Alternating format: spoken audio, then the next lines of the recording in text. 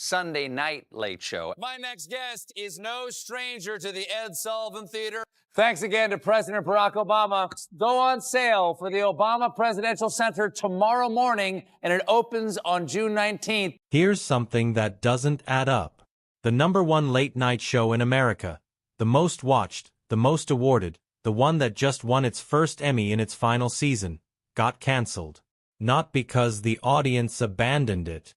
Not because the host burned out or wanted to move on.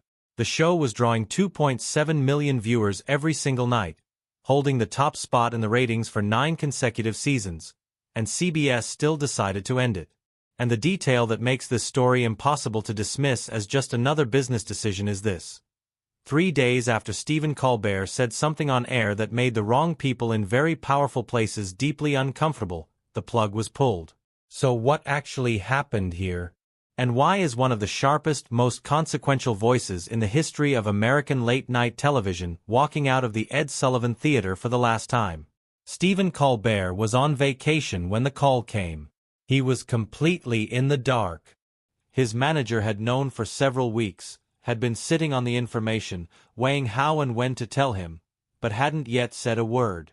So while Colbert was somewhere offline, doing the kind of genuine rest that only becomes possible after a decade of live television 5 nights a week, the executives at CBS were in closed rooms making a decision that would end one of the longest-running success stories the network had seen in the 11:35 time slot in a generation.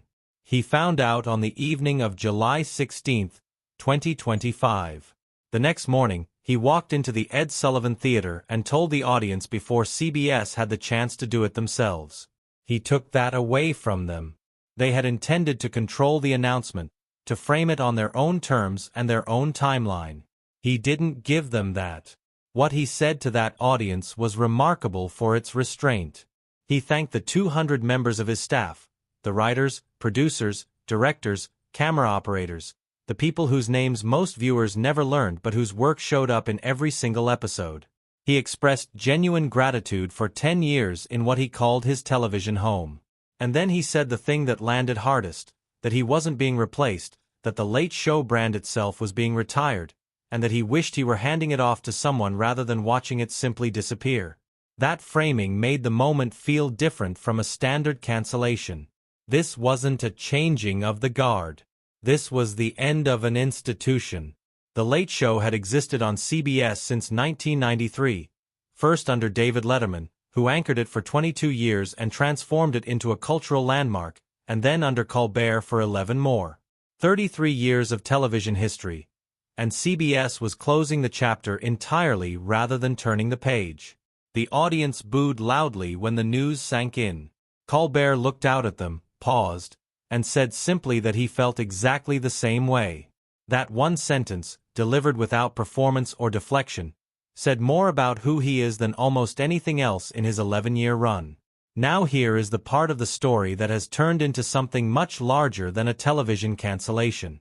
3 days before CBS made any official announcement, Colbert addressed something on air that had been drawing significant attention in media and political circles.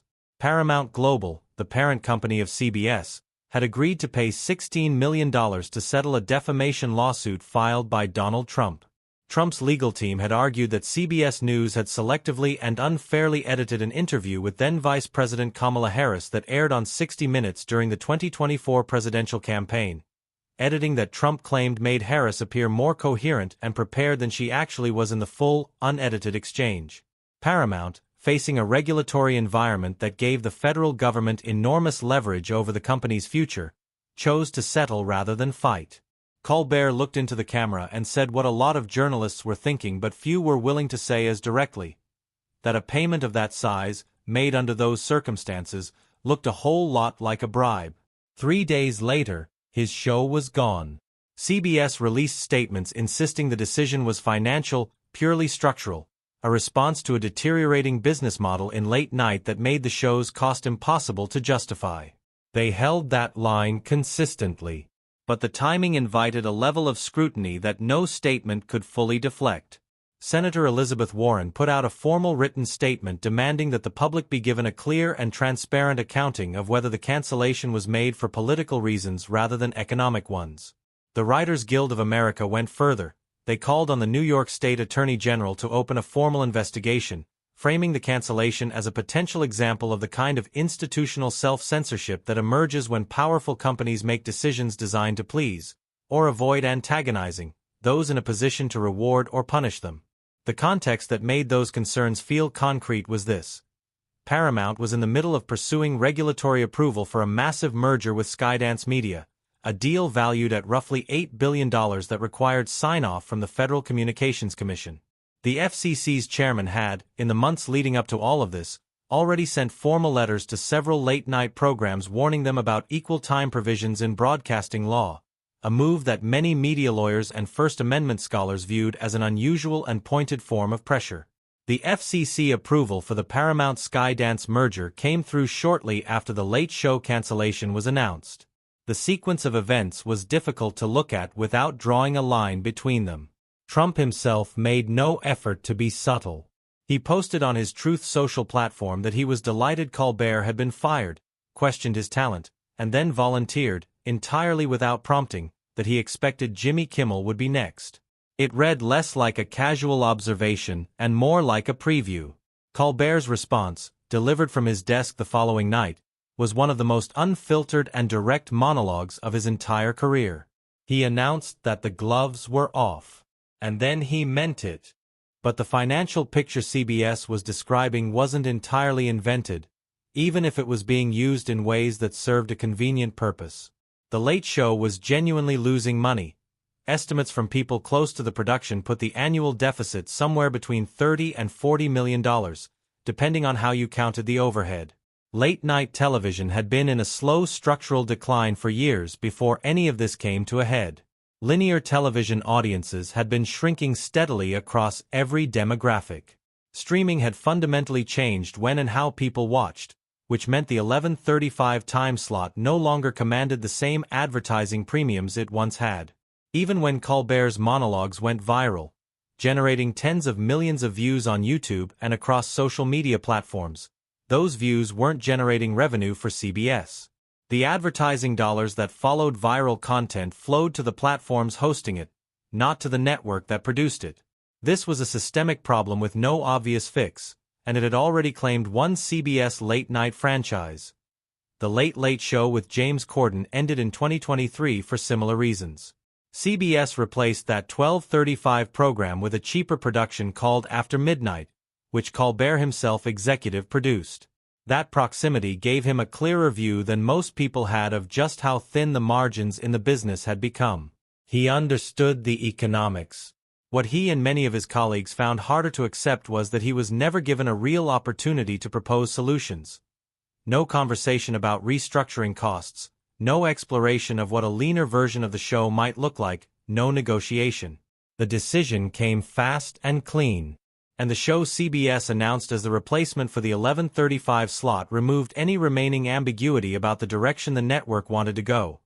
A comedy game show from media entrepreneur Byron Allen called Comics Unleashed, built from the ground up to be explicitly apolitical. Here is something about Stephen Colbert that doesn't come up often enough in conversations about his career, but that explains almost everything about the particular quality of his work. He was 10 years old when his father, James William Colbert Jr., and two of his older brothers, Paul and Peter, died together in the crash of Eastern Airlines Flight 212 near Charlotte Douglas Airport in September of 1974. The plane went down during its approach in foggy conditions. 96 people died. Colbert was the youngest of 11 children. In a single afternoon, the architecture of his family collapsed.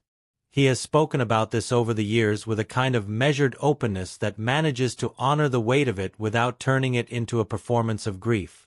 He has credited his mother, Lorna, with showing him that it was possible to move through loss of that magnitude without becoming defined by bitterness. Wounded, yes. Permanently altered, yes, but not consumed.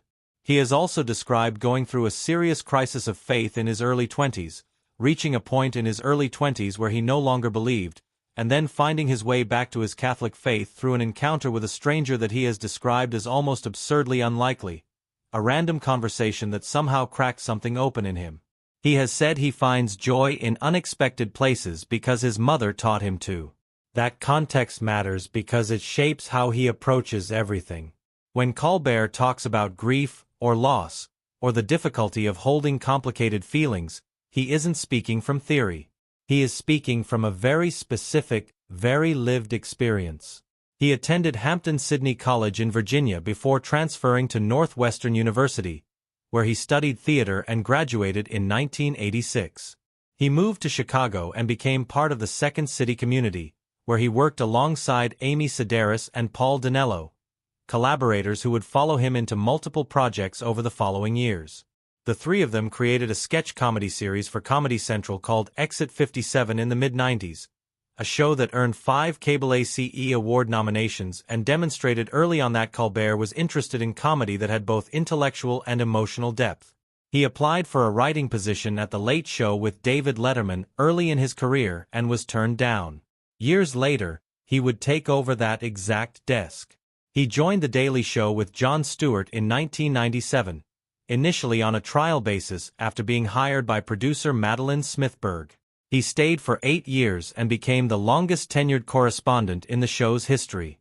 The persona he refined at The Daily Show, the pompous, blowhard pundit who believes himself to be the most reasonable person in the room, became the foundation for The Colbert Report, which launched on Comedy Central in 2005 and ran for 9 years, winning 2 Peabody Awards, 2 Grammy Awards for spoken word comedy albums, and earning a reputation as one of the most sustained and sophisticated works of political satire in American television history.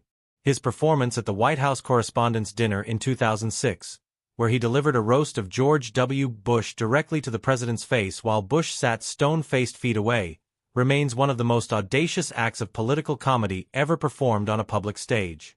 The man who is now leaving The Late Show is not someone who fell into television.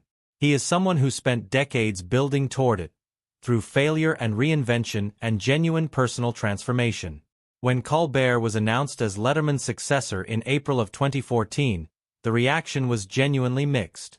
Letterman had spent 22 years making the 11:35 slot on CBS his personal domain. He had built the Ed Sullivan Theater into a working television studio from essentially nothing. His influence on late night was so total and so deep that nearly every host working in the format could trace their sensibility back to him in some direct or indirect way.